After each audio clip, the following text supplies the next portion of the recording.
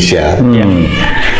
Memimpin rapat dengan membaca teks.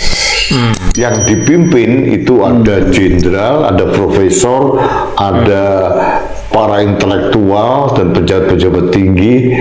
Saya miris saya mendengar bahwa ternyata orang-orang ini kok berkenan ya dipimpin oleh orang yang tidak mempunyai kapasitas seperti itu. Dan ini representasi bangsa Indonesia mempunyai wakil presiden yang tidak mempunyai kemampuan, hanya sekedar memimpin rapat, bukan pidato.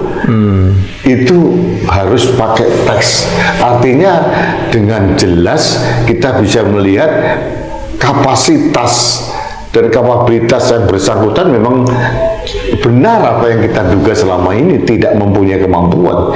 Ini yang disorong-sorong oleh bapaknya, dipaksakan oleh bapaknya yang bernama Jokowi untuk menjadi wakil presiden dengan mengotak-atik undang-undang, mengakali konstitusi melalui pamannya dan merusak demokrasi.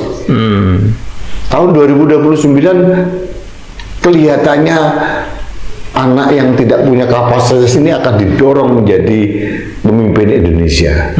Bagaimana kita bisa mengharapkan ada generasi emas? Ini bukan masalah umur anak muda menjadi pemimpin, bukan itu. Kalau ada anak muda usia di bawah 40 tahun sekalipun mempunyai kapasitas yang luar biasa, kita akan mengakui kok, kita akan angkat jempol juga.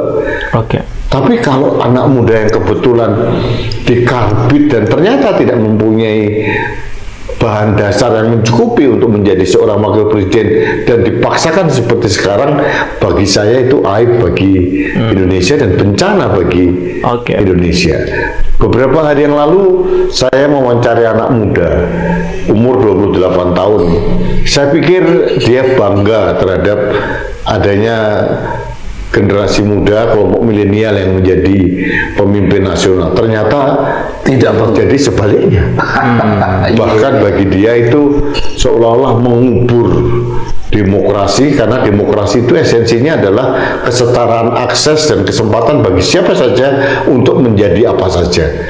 Dengan cara Jokowi membangun dinasti politik itu, otomatis mimpi anak muda itu hancur lebur karena kecelakaan seorang Jokowi. Nah, ini saya ingin memberikan suatu landasan untuk kita diskusikan tentang kapasitas wakil presiden kita. Kemudian tentang bagaimana orang seperti ini dipaksakan dikarbit gitu ya, sehingga ya hasilnya kalau mangga mentah sama sekali dikarbit, apalagi bahannya nggak bagus ya malah busuk kira-kira. Malah busuk. Terus bagaimana kita harus menyikapi kondisi seperti ini kan? Ini aspirasi kemajuan. Maksudnya ya, maksudnya aspirasi kemajuan untuk menunjukkan bahwa bangsa kita ini umur muda sudah bisa memimpin. Itu sudah bagus untuk zaman ini, supaya janganlah pemimpin itu hanya yang sudah pada usia tertentu. Itu dianggap bagaimanalah gitu kan cara berpikir mereka. Jadi milenial, yang namanya golongan milenial, malah golongan Z itu yang Gen Z itu kira-kira berharap lebih muda lagi. Enggak Bung, begini Bung, mari kita rasional. Bung Karno angkatan 45, Bung Hatta dan orang-orang pada zaman itu. Itu Tan Malaka masih muda-muda juga. Itu muda. Tapi apa kemenangan mereka? Mereka itu membaca, Bung. Mereka itu terpelajar. Sekarang ini ada juga kalangan muda yang membaca, yang terpelajar, yang... Halo teman-teman, kembali lagi bersama saya di channel ini. Salam NKRI harga mati. Nah teman-teman, dalam video ini ada sebuah cuplikan lagi dari yang mengatakan Prabowo marah besar mendengar pidato Gibran yang bikin malu di depan para menteri dan tamu undangan. Nah teman-teman, dalam video ini saya akan membacakan beberapa komentar mengenai hal tersebut ya teman-teman. Indonesia banyak orang pintar, banyak orang jenius, banyak orang yang tegas, berwibawa, berwawasan luas dan kompeten. Lihat yang begini jadi nggak mau tahu berkata apa. Semoga Pak Prabowo selalu mempunyai kehidupan yang sejahtera, aman dan damai. Semoga Presiden kita selalu sehat dan yang lebih baik lagi dalam segala hal, supaya jadi contoh untuk teladan buat kami pada rakyatnya. Semoga Bapak Presiden bisa menerima segala ulasan, usulan, bahkan kritik tentang segala kekurangan dan negatifnya Bapak wakilnya demi kemajuan dan nama baik Indonesia di mata dunia. Semoga Pak Prabowo selalu diberikan kekuatan untuk memimpin Indonesia menjadi lebih baik lagi. Yang perlu kita ketahui adalah mengapa ada orang yang tidak memiliki kemampuan tetapi berani bicara di depan orang-orang yang memiliki keahlian. Itu suatu pertanyaan besar yang perlu mendapat jawabannya. Para jenderal, para profesor di bawah wakil presiden ya ijazah cuman SMP, sedih negara ini. Indonesia mengalami kemunduran demokrasi. Semuanya ini memperlihatkan secara kasat mata bahwa proses pemilihannya yang sangat bermasalah, curang dan koruptif. Sangat pilu hati rasanya melihat dipimpin wakil presiden diajari lulusan S3 dan ex-jenderal. Sudah seperti ini itu bapaknya merusak dan mengubur demokrasi dalam Indonesia. Dan konstitusi masih juga dibiarkan dengan kedok bermacam-macam alasan anak muda lah. Lihatlah dulu pendidikannya, moralnya dan kapasitasnya. Ini bukan mainan mobil-mobilan seperti terjadi di kantor di Solo itu. Demi kekuasaan 3 periode dan perpanjang jabatan memaksakan anaknya yang tidak pantas. Si Mukidi ini tidak peduli dengan sekian jumlah rakyat Indonesia, yang dipikirkan hanya keluarganya. Ini sangat menghina rakyat Indonesia.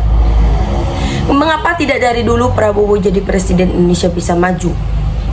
Itulah mengkarbitkan, itulah akibat wapres kan belum pengalaman, dan yang dicalonkan tidak sadar diri, tidak ngaca diri kok mau dijadikan wakil presiden.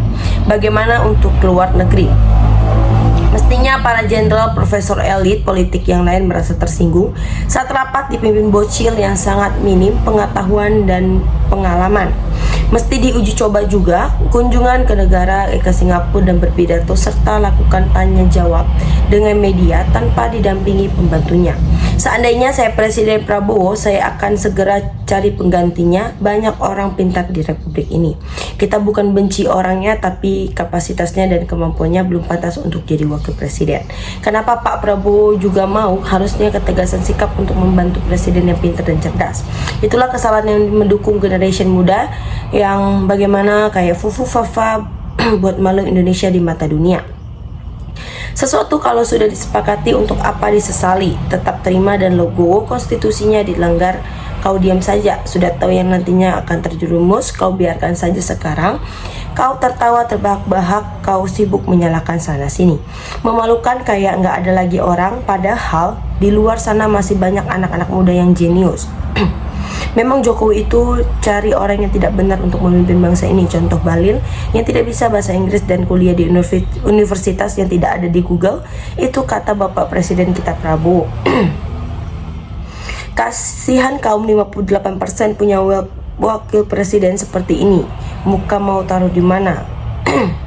Indonesia mengalami kemunduran, apalagi MK merubah aturan umur, apalagi latar belakang sekolah yang belum jelas. Sebenarnya banyak kelemahan, tapi kuncinya Pak Prabowo segera ambil sikap untuk perubahan hal tersebut. Sebaiknya secepatnya diganti, mumpung masih baru, kasihan juga masih bulan-bulanan. Semua yang dipimpinnya dalam rapat tertawa geli, dalam perut tapi apa adanya, semuanya pada takut sama Mulyono. Ambisinya untuk jadi presiden bukan wakil, lumayanlah hidup tinggal perintah-perintah, apalagi ditakuti oleh semua orang. Yang salah yang milih mau dipimpin sama orang gitu. Nah itu kalau udah pinter, kalau boleh kayak nggak ada orang aja malu. Segala sesuatu kalau awalnya dengan cara yang dipaksakannya, jangan salahkan menghasilkan pemimpin yang coba-coba. Ini betul-betul menyakitkan hati rakyat Indonesia, para jenderal dan para profesor dan para intelektual pemimpin oleh orang yang nggak jelas, ijazahnya aja nggak karuan. Dosa apa rakyat negeri ini hal tersebut.